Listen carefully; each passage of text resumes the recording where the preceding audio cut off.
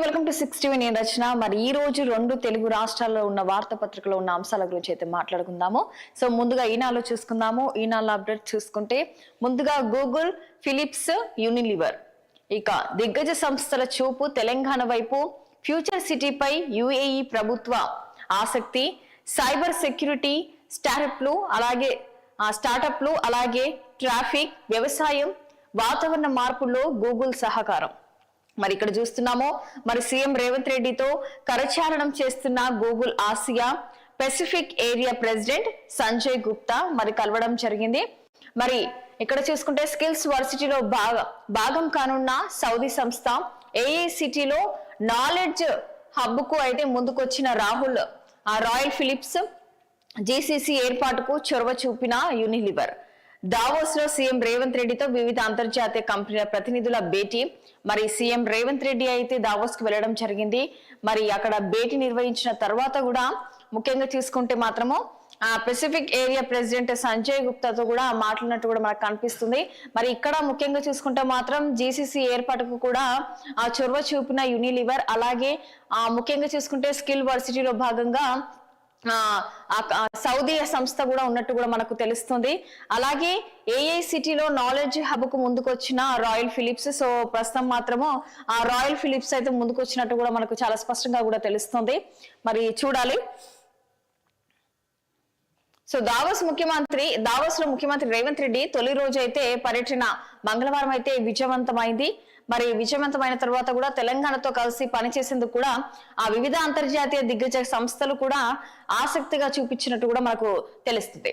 మరి సీఎం రేవంత్ రెడ్డి, మంత్రులు దుద్దిల శ్రీధర్ బాబు అలాగే పొంగిరెడ్డి శ్రీనివాస్ రెడ్డి వీళ్ళు ముగ్గురు కూడా వెళ్లారు. అలాగే ఇతర ఉన్నత అధికారులతో కూడా గూగుల్, ఫిలిప్స్ అలాగే యూనిలివర్, ఎక్స్ మరి తదితర ప్రఖ్యాత సంస్థలతో పాటు యుఏఈ ప్రభుత్వ ప్రతినిధులతో కూడా సమావేశమయ్యారు. మరి సైబర్ సెక్యూరిటీ, స్టార్టప్లు అలాగే ట్రాఫిక్, వ్యవసాయం, వాతావరణ మార్పుల సహకారం అందించేందుకు కూడా గూగుల్ ముందుకొచ్చింది. మరి రాష్ట్ర ప్రభుత్వం ప్రతిష్టాత్మకంగా నెలకొల్పనున్న భారత భవిష్యత్ నగరంలో మౌలిక సదుపాయాల ప్రాజెక్టులకు ఏర్పాటుకు కూడా యుఏఈ ప్రభుత్వం అయితే ఆసక్తి చూపుతున్నట్టు కూడా మనకు చాలా స్పష్టంగా కూడా తెలుస్తుంది.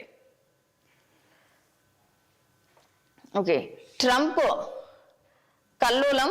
మరి ఐరోపాపై విరుచుకుపడిన అమెరికా అధ్యక్షుడు, నేతల ప్రైవేటు సందేశాలను బయటపెట్టిన డొనాల్డ్. మరి మారిషస్కు చాగోస్ అప్పగింత తెలివి తక్కువతమని వ్యాఖ్య. మరి ఫ్రాన్స్ పై 200% సుంకాల హెచ్చరిక. G7 భేటీకి మెక్రాన్ పిలుపు. ధీటుగా స్పందించిన బ్రిటన్. కుప్పకూలిన స్టాక్ మార్కెట్లు. మరి అక్కడ మెక్రాన్, ఇక్కడ చూసుకుంటే ట్రంప్. సో వీరిద్దరి మధ్యలో జరుగుతున్న సంభాషణ చెప్పుకోవచ్చు. అమెరికా అధ్యక్షుడు డొనాల్డ్ ట్రంప్ ఐరోపాలో కల్లోలం సృష్టిస్తున్నారు. మరి గ్రీన్లాండ్ మద్దతుగా కూడా నిలుస్తున్న దేశాలకు తీవ్ర హెచ్చరికలు కూడా జారీ చేస్తున్నారు. మరి గతంలో తీసుకున్న నిర్ణయాలను కూడా తిరగదోడుకుంటారు. అంటే నార్మల్ గా ప్రస్తుతం మనం మాట్లాడుకుంటే మాత్రం నిర్ణయాలను కూడా తిరగదొడుతున్నారు. మరి ఐరోపా నేతల ప్రైవేట్ సంభాషణలు కూడా బయట పెడుతున్నారు. ఫ్రాన్స్ పై ఏకంగా చూసుకుంటే మాత్రం ట్రంప్ 200% సుంకాలను కూడా విధిస్తానని కూడా బెదిరిస్తున్న పరిస్థితి అయితే మనం ఇక్కడ చూస్తున్నాము. చాగోస్ ను మారిస్ కు అప్పగించాలని కూడా బ్రిటన్ గత ఏడాది తీసుకున్న నిర్ణయాన్ని తప్పుబట్టారు. వీటిపై ఐరోపా దేశాలు ధీటుగానే స్పందిస్తున్నాయి. ప్రతి సుంకాలను ప్రకటిస్తామని కూడా హెచ్చరిస్తున్నాయి.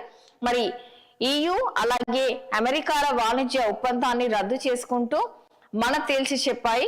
ఇక చేసుకుంటామని కూడా తేల్చి చెప్పాయి. ఇక G7 భేటీకి సిద్ధమని కూడా ఫ్రాన్స్ ప్రకటించడం జరిగింది. ఇక ఐరోపా, అమెరికా దౌత్య ఉద్రిక్తతల నేపథ్యంలో ప్రపంచ స్టాక్ మార్కెట్లు పడిపోయాయి. మన దేశంలోనే BSE, NSE అలాగే నేల చూపులు చూశాయి. ఇక 9.86 లక్షల కోట్లు మదుపర్ల సంపద అరువైంది. మరి చూడాలి. మరి ఇంకా డొనాల్డ్ ట్రంప్ మెక్రాన్ కి సంబంధించి మరి అక్కడ సుంకాలు ఎక్కువగా విధిస్తామంటూ కూడా బెదిరించడం కూడా జరుగుతుంది. మరి చూడాలి ఏం జరుగుతుంది అనేది. నితిన్ నబీన్ నాకు బాస్. మరిక భాజపా నూతన అధ్యక్షుడిగా బాధ్యతలు స్వీకరించిన నితిన్ నబీన్ ను అభినందిస్తున్న ప్రధాని మోడీ. అలాగే ఇక్కడ చూసుకుంటే మాత్రం చిత్రంలో బిఎల్ సంతోష్ అలాగే జేపీ నడ్డా రాజ్నాథ్ సింగ్ అలాగే అమిత్ షా వీళ్ళందరూ కూడా మరి కొత్తగా నూతన అధ్యక్షుడిగా బాధ్యతలు స్వీకరిస్తున్న నితిన్ నబీన్ ను అయితే బీజేపీకి సంబంధించి వీళ్ళందరూ కూడా అభినందిస్తున్నది కూడా మనం ఇక్కడ చూస్తున్నాము. మరి ఓటమిని సమీక్షించుకునే ధైర్యం కాంగ్రెస్ కు లేదని కూడా వ్యాఖ్యానివ్వడం జరిగింది. అలాగే తెలంగాణ బెంగాల్లోనూ బలపడుతున్నామని కూడా వెల్లడించారు. మరి పార్టీకి సంబంధించిన విషయాల్లో కూడా కార్యకర్తలు మాత్రమేనని తనకు బాస్ నితిన్ నబీన్ అని ప్రధాని నరేంద్ర మోడీ పేర్కొన్నారు. కార్యకర్తగా పార్టీలో నా పనితీరు నివేదికను కొత్త అధ్యక్షుడికి ఇస్తున్నా నా సిఆర్ ను ఇప్పుడు ఆయన రాస్తారు. ఆయన మార్గదర్శనం కోసం నిరీక్షిస్తున్నా.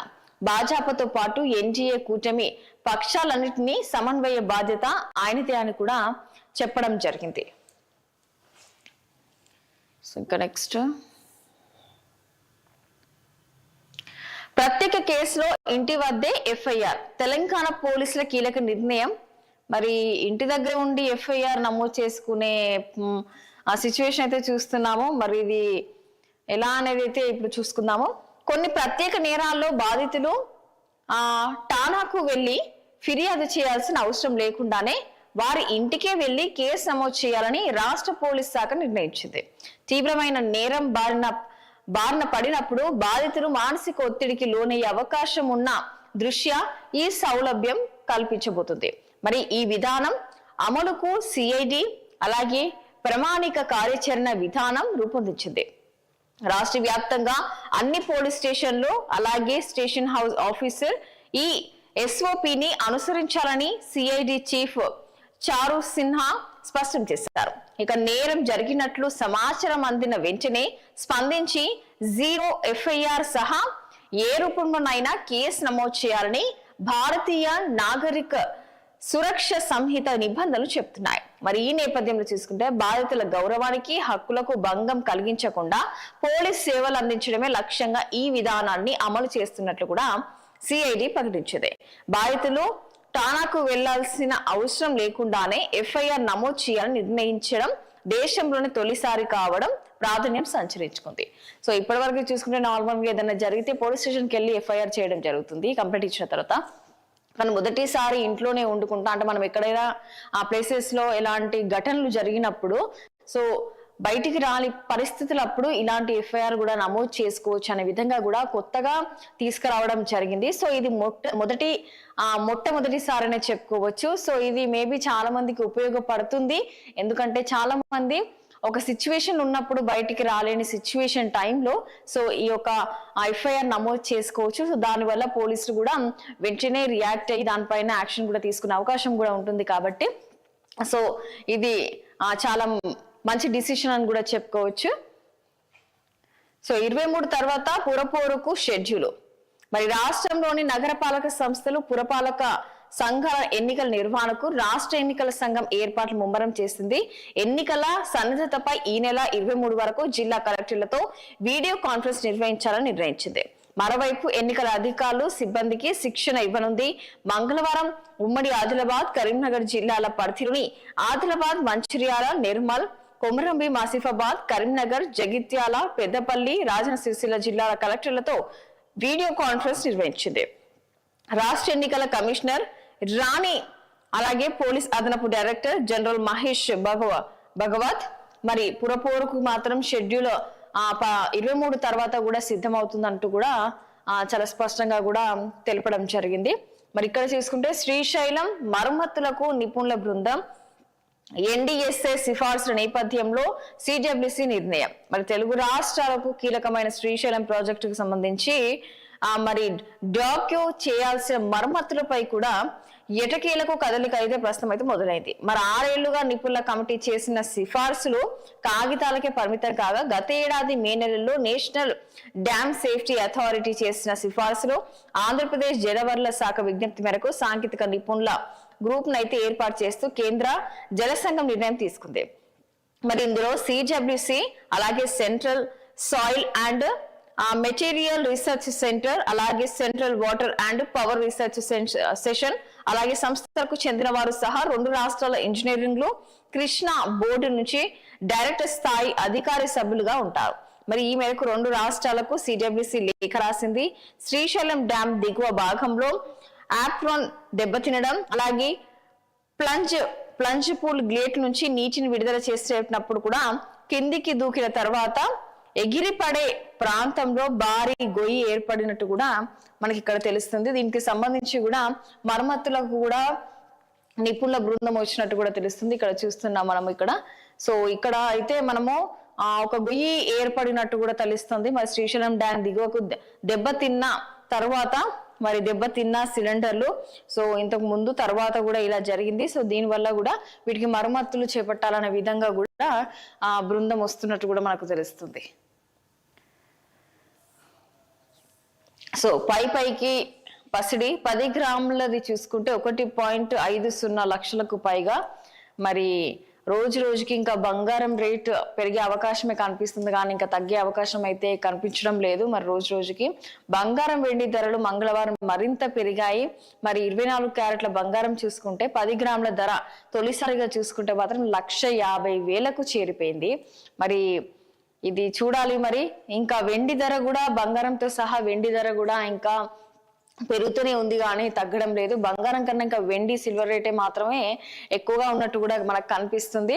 మరి నిన్న చూసుకుంటే మాత్రం మంగళవారం కాబట్టి నిన్న ఇంకా ఎక్కువగా 1,50,000కు పెరిగింది, డిమాండ్ గా ఉంది అని కూడా మనం చెప్పుకోవచ్చు గోల్డ్ రేట్. సో ఇక్కడ చూసుకుందాం. పలు ప్రశ్నలకు తెలియదని నమ్మనని సమాధానాలు ఇచ్చిన మాజీ మంత్రి. మరి సిట్ విచారణకైతే మాజీ మంత్రి హరీష్ రావు అయితే వెళ్ళడం జరిగింది. దగ్గర 7 గంటల పాటు 7 నుంచి 8 గంటల పాటు విచారణ అయితే కొనసాగింది. సో మధ్యలో బ్రేక్ తీసుకున్న తర్వాత కూడా కంటిన్యూగా ఆల్మోస్ట్ 6:30 వరకు కూడా విచారణ జరిపించారు. మరి 6:30కి ఆల్మోస్ట్ బయటికి రావడం జరిగింది.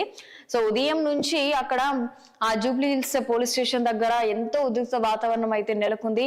మరి ఇంకా సాయంత్రం అయితే బీఆర్ఎస్ కి సంబంధించిన నాయకులు అవ్వచ్చు, ప్రతి ఒక్కరు కూడా తెలంగాణ భవన్ దగ్గర అలాగే పోలీస్ స్టేషన్ బయట కూడా ఎంతో ఉద్రిక్త పరిస్థితులు అక్కడ నెలకొన్నట్టు కూడా మనం నిన్న చూసాము. మరి నిన్న 8 గంటల పాటు జరిగిన ఈ యొక్క విచారణ తర్వాత మళ్ళీ తెలంగాణ భవన్కి వెళ్ళిన తర్వాత కూడా హరీష్ రావు అయితే ప్రెస్ మీట్ కూడా ఏర్పాటు చేయడం జరిగింది. మరి దాదాపు 7:30 గంటల పాటు కొనసాగిన విచారణ, ఆయనను మరోసారి విచారణకు పిలవాలని కూడా సిట్ నిర్ణయం కూడా తీసుకున్నట్టు కూడా తెలుస్తుంది. అంటే నిన్నటి వరకు 7:30 వరకు కూడా విచారణ జరిపించిన తర్వాత కూడా మళ్ళీ సిట్ వాళ్ళు మళ్ళీ పిలవాలి అనే విధంగా కూడా నిర్ణయం తీసుకున్నట్టు కూడా మనకు తెలుస్తుంది. మరి ఫోన్ అక్రమ ట్యాపింగ్ కేసులో మాజీ మంత్రి హరీష్ రావుకు ప్రత్యేక దర్యాప్తు బృందం 7:30 గంటల పాటు సుదీర్ఘంగా విచారించింది. పలు ప్రశ్నలకు ఆయన గుర్తు లేదు, తెలియదు అనే విధంగా కూడా నేను నమ్మను లాంటి సమాధానాలు కూడా ఇచ్చినట్లు కూడా మనకు తెలిసింది. మరి ఈ కేసు విచారణకు రావాలంటూ సిట్ నోటీస్ ఇచ్చిన నేపథ్యంలో హరీష్ రావు మంగళవారం ఉదయం 11 గంటల సమయంలో జూబ్లీహిల్స్ పోలీస్ స్టేషన్ లో సిట్ కార్యాలయానికి అయితే చేరుకున్నారు. తొలుత తనను కేసులో ఇరికించే ప్రయత్నం చేయొద్దు అంటూ కూడా చేసిన వ్యాఖ్యలు హరీష్ రావు. మరి చాలా వరకు కూడా సమాధానాలు తెలియదు, మర్చిపోయా అనే విధంగా కూడా చెప్పిన సమాధానాలు అంటూ కూడా హరీష్ రావు తెలపడం జరిగింది. అంటే చాలా మంది బీఆర్ఎస్ నాయకులు అవ్వచ్చు, మరి ఇది కక్ష సాధింపు, రాజకీయాల కక్ష సాధింపు వల్ల ఇలా జరిగింది అంటే ఒక నైటే ఆ విచారణకు పిలవడం జరిగింది కాబట్టి సో నాకు న్యాయస్థానం పైన నమ్మకం ఉంది, గౌరవం ఉంది కాబట్టి నేను వెళ్లాల్సి వచ్చింది అనే విధంగా కూడా హరీష్ రావు కూడా డిసిషన్ తీసుకొని నిన్న పొద్దున అంటే 11 o'clock కి కూడా పోలీస్ స్టేషన్ కి జూబ్లీహిల్స్ పోలీస్ స్టేషన్ కి విచారణకు కూడా హాజరవ్వడం జరిగింది. సో వెళ్ళిన తర్వాత కూడా దగ్గర చాలా ప్రశ్నలతోని కూడా హరీష్ రావుని 7 గంటలన్నర పాటు కూడా విచారణ జరిపారు. మరి దానికి సంబంధించి కూడా నిన్న మాట్లాడడం కూడా జరిగింది. సో కొన్ని ప్రశ్నలకు కూడా ఆయన గుర్తులేదు, తెలియదు అనే విధంగా కూడా సమాధానం ఇచ్చినట్టు కూడా హరీష్ రావు తెలపడం జరిగింది. సో బొగ్గు స్కామ్ బయట పెట్టేందుకే హరీష్ రావు విచారణ. మరి సిట్టింగ్ జడ్జితో విచారణ జరిపించాలి, కిషన్ రెడ్డి బాధ్యత తీసుకోవాలి, ఆయన మౌనం అనుమానాలకు తావిస్తుంది అంటూ కూడా కేటీఆర్ కూడా నిన్న హరీష్ రావు విచారణ జరుగుతున్నప్పుడే కూడా కేటీఆర్ కూడా ప్రెస్ మీట్ కూడా పెట్టడం జరిగింది. ప్రెస్ మీట్ లో కూడా మరి ముఖ్యంగా ఈ యొక్క బొగ్గుకి సంబంధించి మరి బొగ్గు స్కామ్ బయట పెట్టేందుకే హరీష్ రావు విచారణ జరుగుతున్నట్టు కూడా తెలపడం జరిగింది. అలాగే కిషన్ రెడ్డి కూడా బయటకు వచ్చి మాట్లాడాలి, బాధ్యత తీసుకోవాలి దీనిపైన. ఒకవేళ ఈ యొక్క మౌనమే అనుమానాలకు తావిస్తుంది అంటూ కూడా కేటీఆర్ చేసిన వ్యాఖ్యలు. సో నెక్స్ట్ సాక్షికి వెళ్ళిపోదాం. సాక్షిలో ఉన్న అప్డేట్స్ గురించి మాట్లాడుకుందాము. కేకే లైన్ పాయ్ రాష్ట్ర ప్రయోజనాలు పట్టని చంద్రబాబు ప్రభుత్వం. కీలకమైన కేకే లైన్ లేకుండా విశాఖపట్నం రైల్వే జోన్. ఒడిశా ప్రయోజనాలకే పట్టం కట్టిన కేంద్రం విశాఖ రైల్వే జోన్ స్వరూపాన్ని ఖరారు చేసిన రైల్వే బోర్డు. విశాఖపట్నంకి సంబంధించింది. అరకుతో పాటు అత్యధిక ఆదాయం ఇచ్చే కేకే లైన్ ను కోల్పోయిన విశాఖ జోన్. ప్రజా సంఘాలు రైల్వే యూనియన్ల విజ్ఞప్తిని పెడచెవిన పెట్టిన వైనం. కూటమి ప్రతినిధులే కేంద్ర మంత్రులుగా ఉంటా రాష్ట్రానికి అన్యాయం. తద్వారా ఆర్థిక స్వయం సమృద్ధి సాధించడం సాధ్యం కాదని సర్వత్రా ఆందోళన నెలకొన్నట్టు కూడా మనకు ఇక్కడ తెలుస్తుంది. ఇక్కడ రాహుల్ తో బాబు రాజకీయం. టీడీపీని దెబ్బతీసిన బీఆర్ఎస్ దిమ్మలు కూల్చాలన్న రేవంత్ రెడ్డి వ్యాఖ్యలతో కాంగ్రెస్ తో చంద్రబాబు బంధం మరోసారి రుజువైందంటూ కూడా రాజకీయ వర్గాల్లో అయితే ఇప్పుడు తెలుస్తుంది. చంద్రబాబుతో క్లోజ్డ్ డోర్ మీటింగ్ ద్వారా రాయలసీమ లిఫ్ట్ ను ఆపించానని గతంలో రేవంత్ వ్యాఖ్యలు. కాంగ్రెస్ అధిష్టానం అనుమతి లేకుండా రేవంత్ అలా మాట్లాడడం సాధ్యం కాదంటున్న విశ్లేషకులు. చంద్రబాబు ఎన్డీఏలో భాగస్వామిగా ఉంటూ కాంగ్రెస్ తో రహస్య కాపురం ఏమిటని బీజేపీ వర్గాలు ప్రస్తుతం అయితే ఆగ్రహం వ్యక్తం చేస్తున్నట్టు కూడా తెలుస్తుంది.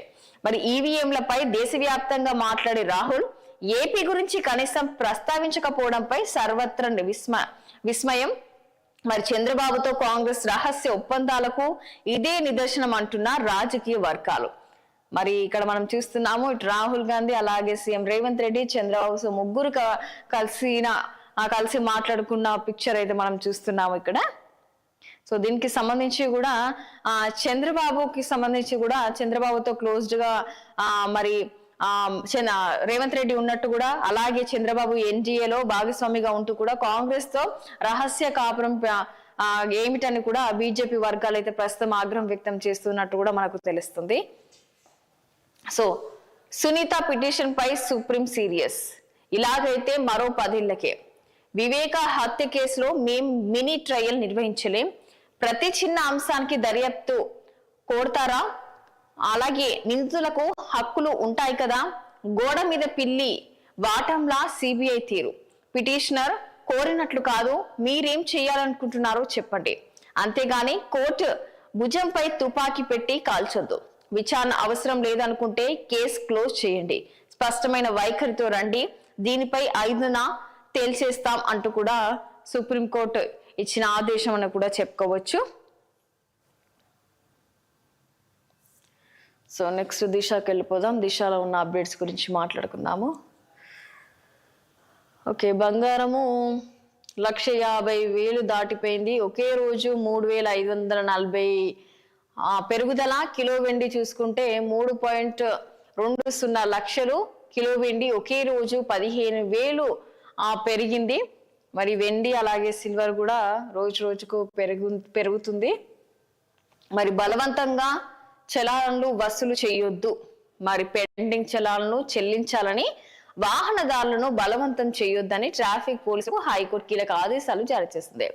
వెహికల్స్ తాళాలు లాక్కోవడం, సీజ్ చేయడం సరికాదని తెలిపింది. స్వచ్ఛందంగా చెల్లిస్తేనే చలానాలు వసూలు చేయాలి, లేకపోతే నోటీసులు ఇవ్వాలని పేర్కొంది. గత 3 ఏళ్లలో తన వాహనంపై పోలీసులు అక్రమ చలానాలు వేశారని ఓ వ్యక్తి వేసిన రిట్ పిటిషన్ పై విచారణ జరిపిన న్యాయస్థానం ఈ మేరకు ఆదేశాలు ఇచ్చింది. ప్రస్తుతం చాలా మంది ఏంటంటే ట్రాఫిక్ పోలీస్ కి సంబంధించి నెంబర్ ప్లేట్ లేకున్నా కూడా ప్రతి ఒక్క దగ్గరగా పిలిచేసి బండి లాక్కోవడం ఇలాంటివి కూడా మనం చూస్తున్నాం. ఎక్కడన్నా బైక్ పెడితే ఆ బైక్ తీసుకెళ్లడం ఇలాంటివి చూస్తున్నాం. కాబట్టి చలానాలు ఉంటాయి కాబట్టి సో చలానాలు చెల్లించాలి, కానీ వాహనదారులు వాళ్ళకి నోటీసులు పంపిస్తే సరిపోతుంది అనే విధంగా ఇలాంటివి కీస్ తీసుకోవడము, బండ్లు తీసుకోవడం ఇలాంటివి చేయొద్దు, నోటీసులు పంపించాలనే విధంగా కూడా సుప్రీంకోర్టు ఆదేశించింది. ఇంకా ఫోన్ ట్యాపింగ్ లో మీ పాత్ర ఏంటి, నిందితులతో మీకు ఏం సంబంధం, అడ్వాన్స్డ్ పరికరాలు ఎక్కడి నుంచి తెచ్చారు, సిద్దిపేట ఎమ్మెల్యే హరీష్ రావుపై ప్రశ్నల వర్షం. 7 గంటలకు పైగా కొనసాగిన విచారణ. జూబ్లీహిల్స్ పిఎస్ ఎదుట బీఆర్ఎస్ కార్యకర్తల హడావిడి. నిన్న మనం ఇంతకుముందు మాట్లాడుకున్నాము. సో నేనే సిట్ ను 100 ప్రశ్నలు అడిగా, నేనేమైనా అప్పుడు హోంమంత్రిగా చేశానా? అప్పటి ఇంటెలిజెన్స్ చీఫ్ డీజీపీని విచారించాలి. రేవంత్ దమ్ముంటే నా విచారణ వీడియోలు బయట పెట్టు, ధైర్యం ఉంటే మమ్మల్ని రాజకీయంగా ఎదుర్కో అంటూ కూడా హరీష్ రావు చేసిన వ్యాఖ్యలు వచ్చిన తర్వాత మరి ఫోన్ ట్యాపింగ్ కేసుతో నాకేం సంబంధం అంటూ కూడా మాట్లాడి రేవంత్ రెడ్డికి కూడా సవాల్ విసిరారు. మరి ధైర్యం ఉంటే మమ్మల్ని రాజకీయంగా ఎదుర్కో, కానీ మరి దమ్ముంటే నా విచారణ వీడియోలు కూడా బయట పెట్టు అంటూ కూడా రేవంత్ రెడ్డికి హరీష్ రావు అయితే సవాల్ విసరడం జరిగింది. మరి అవసరం అయితే మళ్ళీ విచారణకు రావాలి. మరి ఈ విషయాన్ని హరీష్ రావుకు చెప్పాం. ఆయన అభ్యర్థన మేరకే విచారణ త్వరగా ముగించాం. హైదరాబాద్ సిపి సజ్జనార్ అంటే ఇంకా మళ్ళీ విచారణకు రావాలి అని చెప్పడం, హరీష్ రావు గారు దానికి ఒప్పుకోవడం, అందుకోసమే 7 గంటల పాటే బయటికి పంపించారు. సో విచారణ ఒకవేళ నిన్ననే పూర్తిగా అయ్యి ఉంటే మేబీ ఇంకా ఎక్కువ టైం పట్టుండొచ్చు. మరి ఒకవేళ కోసమే విచారణ మళ్ళీ పోస్ట్పోన్ అవ్వడం వల్లనే 7 గంటలన్నర పాటుతోనే బయటికి రావడం జరిగింది. మేబీ ఒకవేళ ఒకటే రోజు జరిగేది ఉంటే ఇంకా ఎక్కువ సమయం పట్టే అవకాశం కూడా ఉండొచ్చు అని కూడా మనకు చాలా స్పష్టంగా తెలుస్తుంది. ఎందుకంటే ఈ విషయాన్ని హరీష్ రావుకి చెప్పాం, ఆయన అభ్యర్థన మేరకు విచారణ త్వరగా కూడా ముగించాము అన్నట్టు కూడా సజ్జనార్ అయితే చెప్పడం జరుగుతుంది. So next, hello sir, admission తీసుకుంటారా? మీ పిల్లలను జాయిన్ చేస్తే ఫీజులో భారీ రాయితీ. 10th స్టూడెంట్స్ తల్లిదండ్రులకు ఇంటర్ కాలేజ్లో ఫోన్లు. ప్రైవేట్ ప్రభుత్వ స్కూళ్ల నుంచి నెంబర్ల సేకరణ, డిస్కౌంట్ల పేరుతో గాలం వేసే ప్రయత్నం. 10వ తరగతి పరీక్షలు పూర్తి కాకముందే అడ్మిషన్ల దంతా. చర్యలు తీసుకోవడంలో అధికారులు విఫలం.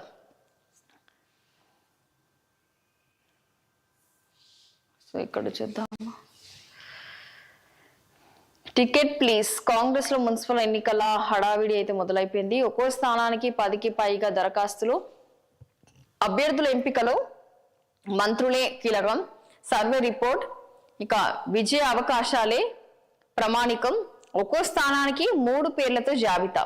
ఎమ్మెల్యే స్థానిక లీడర్లతో సంప్రదింపుల తర్వాతే ఫైనల్ అవుతాయంటూ కూడా మనకు తెలుస్తుంది. ఒకే స్థానానికి చూసుకుంటే 10కి పైగా దరఖాస్తులు చేసుకున్నారు మున్సిపల్ ఎలక్షన్ కి సంబంధించి. మరి దానికి ఎమ్మెల్యే అలాగే స్థానిక లీడర్ తో డిస్కషన్ తర్వాతనే ఫైనల్ లిస్ట్ వచ్చే అవకాశం ఉన్నట్టు కూడా మనకు తెలుస్తుంది. సో బాధితుల ఇంటి వద్దే ఎఫ్ఐఆర్ నమోదు. సో ఇంతకుముందు మనం మాట్లాడుకున్నాం దీని గురించి. అట్టపెట్టెలు కట్టుకొని జర్నీ అంట.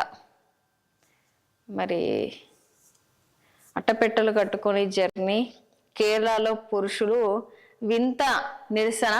సో అంటే మనం ఇంతకు ముందు అంటే ఒక బస్సులో అమ్మాయి అబ్బాయి, మరి అమ్మాయి ఒక వీడియో పోస్ట్ చేయడం, అది ప్రస్తుతం వైరల్ అవ్వడము. అలాగే ఇక్కడ చూస్తున్నాము మరి అబ్బాయి కూడా ఆ బాధ భరించలేక చనిపోవడం కూడా జరిగింది. దీపక్ అనే అబ్బాయి, మరి ఆ అబ్బాయి పేరు దీపక్. మరి అతను సూసైడ్ అంటే ఉరి వేసుకొని ఆత్మహత్య చేసుకున్నాడు. అంటే అది చూసి ఎంతో మంది జనాలకు రీచ్ అయింది కాబట్టి నేను అలాంటి వాడిని కాదు అనే విధంగా మనస్తాపానికి చెంది చనిపోవడం జరిగింది, ఆత్మహత్య చేసుకున్నాడు. మరి తల్లిదండ్రులు ఆ అబ్బాయి దీపక్ తల్లిదండ్రులు అయితే ఆ అమ్మాయి పైన కేసు నమోదు చేశారు. మరి ప్రస్తుతం ఆ అమ్మాయి పరారీలో ఉన్నట్టు కూడా మనకు తెలుస్తుంది. మరి ప్రస్తుతం బస్సులో ఎక్కడికైనా వెళ్ళేటప్పుడు మరి ఇలాంటివి మళ్ళీ జరుగుతాయేమో, మా పైన వస్తాయేమో అనే విధంగా అబ్బాయిలు చాలా జాగ్రత్తగా ఉన్నట్టు కూడా మనకు కనిపిస్తుంది. సో అట్టపెట్టెలు బాడీకి పెట్టేసుకొని బస్సులో ట్రావెల్ చేస్తున్నది అయితే మనం ఇక్కడ చూస్తున్నాము. మరి కేరళలో జరిగింది ఇది. అంటే మనం ఇంతకుముందు ఇన్సిడెంట్ కూడా కేరళలో జరిగింది. మరి ఇది కూడా అక్కడ బస్సులో నిల్చుకుంటా ఇది ఒకటి మనకు పిక్చర్ చూస్తున్నాము. సో చూడాలి మరి ఇది ఎంతవరకు జరుగుతుందో. మరి ఖచ్చితంగా దీపక్కి న్యాయం జరగాలి. సో అంటే అక్కడ తప్పు ఏం లేదు, కానీ అది పోస్ట్ చేయడం వల్ల కూడా ఆయనకి ఎఫెక్ట్ అవుతుందేమో అనుకొని అలా చేసుకున్నాడు. సో ఖచ్చితంగా దీపక్కి న్యాయం జరగాలనే కోరుకుందాము అందరము. సో నెక్స్ట్ దిశకి వెళ్ళిపోదాము. సో V6కి వెళ్ళిపోదాం. V6లో ఉన్న అప్డేట్స్ గురించి మాట్లాడుకుందాము. స్టాక్ మార్కెట్ డమాల్. ఒక్క రోజు దాదాపు 10 లక్షల కోట్ల సంపద ఆవిరి. భారీగా పడ్డ ఇండెక్స్లు 2 నెలల కష్టానికి చేరువ. సెనెక్స్ 1065, నిఫ్టీ 353 పాయింట్లు డౌన్. సో ఇక్కడ సింగరేణిలో అక్రమాలు బీఆర్ఎస్ హయాంలోని జరుగుతున్నట్టు కూడా రామచంద్రరావు చేసిన వ్యాఖ్యలు. మరి బీజేపీ అధ్యక్షుడు మరి అప్పటి నుంచి ఎంక్వైరీ చేయించాలి రామచంద్రరావు. సగం పాపం బీఆర్ఎస్ దే అయితే సగం పాపం కాంగ్రెస్ ప్రభుత్వానిది. సో రామచంద్రరావు అయితే ఇద్దరిని అంటున్నారు, అటు బీఆర్ఎస్ ని ఇటు కాంగ్రెస్ ది. మరి అటు సగం తప్పు ఉంది, ఇటు సగం తప్పు ఉంది అనే విధంగా మాట్లాడడం జరుగుతుంది. అవినీతిపై కేంద్ర మంత్రికి లేఖ రాసే నైతిక హక్కు హరీష్ రావుకు లేదు. బీఆర్ఎస్ ను శుద్ధపూసలా చూపించే ప్రయత్నం మానుకోవాలి. రాష్ట్రాన్ని మొదట భ్రష్టు పట్టించింది బీఆర్ఎస్ పార్టీని అని ఫైర్. సో మొదటగా జరిగింది బీఆర్ఎస్ వల్ల కాబట్టి బీఆర్ఎస్ పైన కూడా ముఖ్యంగా రామచంద్రరావు చేసిన వ్యాఖ్యలు ఇవి. సో ఇటు కాంగ్రెస్ ని అటు బీఆర్ఎస్ ని ఇద్దరిని కూడా మరి రామచంద్రరావు చేసిన వ్యాఖ్యలు వాళ్ళ పైన.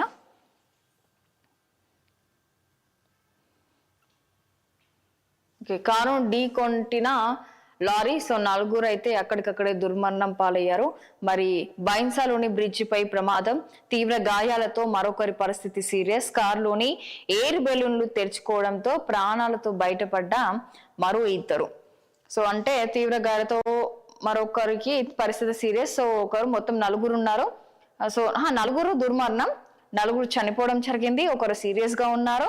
అలాగే బయటపడ్డ మరో 2 అంటే మొత్తం 5 కంటే ఎక్కువనే ఉన్నారు. మరి 4 చనిపోవడం జరిగింది, ఒకరు సీరియస్ గా ఉండడం జరిగింది. అలాగే తెరుచుకోవడంతో ప్రాణాలతో బయటపడ్డ 2. సో 3, 4 మొత్తం 7 ఉన్నారు. సో 7లో 4 చనిపోవడం జరిగింది, ఒకరు సీరియస్ గా ఉన్నారు, 2 కూడా ప్రాణాలతో బయటపడ్డట్టు కూడా మనకు ఇక్కడ తెలుస్తుంది.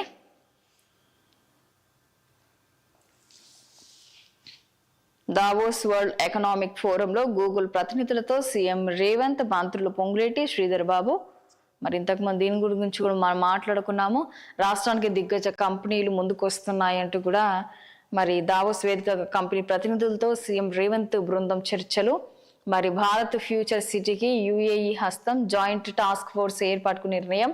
స్కిల్ యూనివర్సిటీ ద్వారా ఏటా 5,000 మందికి ఉపాధి. సౌదీ సంస్థ వెల్లడి. ఏఐతో పౌర సేవలు 2047 నాటికి $3 ట్రిలియన్ ఎకనామీ టార్గెట్ గా పెట్టుకున్న CM Revanth Reddy. So next ఆంధ్రజ్యోతిలో ఉన్న అప్డేట్స్ గురించి మాట్లాడుకుందాము.